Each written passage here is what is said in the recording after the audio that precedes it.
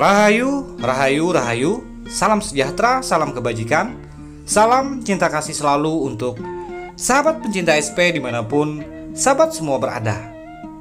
Pada tema Sang Kinasih Satrio Piningit kali ini, kita akan mengangkat satu judul, yakni awalnya dia seorang iblis, mengapa bisa berubah jadi Sang Kinasih Satrio Piningit. Wahai sahabat putra putri Nusantara, para pecinta Sang Kinasih Satrio Piningit, tentunya dunia ini diliputi dengan berbagai macam misteri yang tersembunyi. Kita sebagai manusia di muka bumi ini adalah menjalani proses pendewasaan,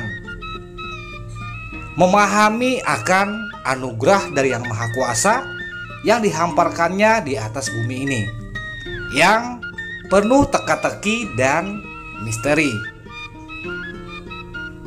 Terkadang kita bisa mencaci, mencela, menghujat, menghakimi, bahkan mencemooh orang-orang yang terlihat berbuat seperti iblis. Kita cenderung akan membenci mereka, bukan saja sifatnya tetapi juga sosoknya. Sehingga tidak sedikit di antara kita yang terkecoh akan rahasia Sang Ilahi.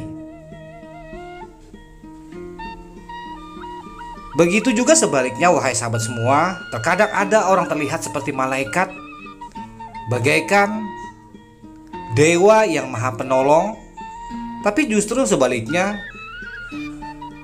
dia justru malah berubah menjadi iblis. Apa sebenarnya yang terjadi dengan kejadian ini? Apa yang dikehendaki oleh Yang Maha Kuasa sehingga manusia yang awalnya terlihat jahat, terlihat seperti iblis, justru bisa berubah bagaikan malaikat, dan segala tindakan-tindakan jahatnya itu berganti dengan tindakan-tindakan baik, tindakan-tindakan yang berbudi pekerti dan welas asih. Sebenarnya wahai sahabatku semua, ini adalah renungan bagi kita semua sebagai putra-putri Nusantara yang ingin melihat Nusantara kita ini menjadi era keemasan, menjadi mercusuar dunia, di mana setiap putra-putri Nusantara, jiwa-jiwa kasatria Nusantara sepenuhnya diliputi oleh kesadaran diri, kesadaran berspiritualitas tingkat tinggi. Dalam artian, wahai sahabatku semua, janganlah kita membenci terlalu berlebihan kepada orang yang kita benci, dan jangan pula kita terlalu menyanjung, memuji, mencintai berlebih-lebihan. Karena sejatinya Yang Maha Kuasa itu memiliki kehendak dan bisa merubah siapapun dalam waktu singkat. Tidak ada yang mustahil bagi Yang Maha Kuasa jika Dia telah berkehendak. Seperti sejarah kejadian perjalanan orang-orang mulia, salah satunya adalah Sunan Kalijaga di era zaman kerajaan Nusantara kuno. Beliau dicap sebagai penjahat, beliau dicap sebagai perampok.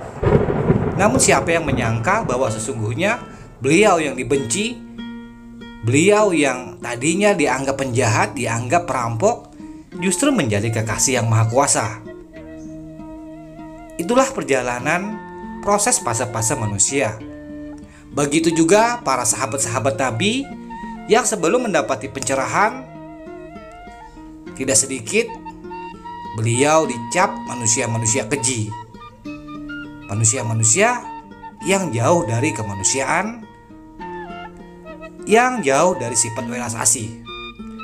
Akan tetapi setelah Yang Maha Kuasa menghendaki perubahan, memberikan anugerah kepada manusia yang dipilihnya, manusia yang dikehendakinya, tentunya kemuliaan derajat itu bisa berubah menjadi tinggi dan berpangkat di sisinya.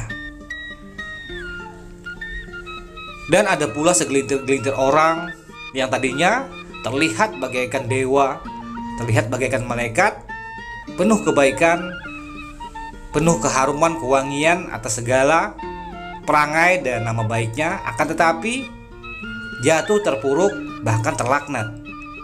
Seperti halnya yang paling besar sejarahnya adalah iblis, di mana beliau adalah awalnya penghulu para malaikat dan paling taat di dalam beribadah kepada Yang Maha Kuasa. Untuk itu hikmah yang bisa kita petik di dalam cerita Sang Kinasih Satrio Piningit ini adalah janganlah terlalu merisaukan atas apa yang ada, karena sesungguhnya segala apa yang ada ini adalah tindak perbuatan Yang Maha Kuasa. Kita seharusnya lebih fokus membenahi diri kita, lebih fokus menata, membimbing pribadi kita agar kita jangan sampai menjadi sumber malapetaka buat orang lain. Selalu waspada dan selalu menjaga pribadi kita, dan berupaya semaksimal mungkin, sebagus mungkin untuk menuai keharuman, memberi kesejukan bagi orang-orang yang ada di sekitar kita. Dan janganlah terlalu berlebih-lebihan di dalam membenci orang lain. Bisa jadi orang yang kita benci justru nantinya akan mendapati derajat yang tinggi di sisi Yang Maha Kuasa. Dan kita yang merasa lebih baik dari dia, justru malah kita yang jatuh terhina. Untuk itu baginda Rasulullah, beliau tidak pernah mendoakan untuk kutukan dan laknatan bagi kaum-kaumnya yang durhaka, melainkan beliau memintakan ampunan. Karena sejatinya beliau melihat ketika Yang Maha Kuasa menghendaki, bisa jadi dari orang-orang yang hina, orang-orang yang durhaka, orang-orang yang telah melampaui batas itu, jika Tuhan yang berkehendak, bisa melahirkan orang-orang yang bagaikan malaikat dan sangat membawa maslahat. Di dalam kembali pada ilmu kesadaran diri, memperbaiki pribadi dan budi pekerti, sogianya kita semua selalu memupuk jiwa dan batin kita dengan kesejukan-kesejukan yang dapat memotivasi kita guna lebih semangat lagi memperbaiki akhlak dan budi pekerti kita. Karena sejatinya akhlak dan budi pekerti itulah yang menjadi prioritas di dalam membimbing dan menuntun kita agar bisa menjadi manusia yang sejati. Salam santun, salam rahayu, salam kebajikan, salam cinta kasih selalu.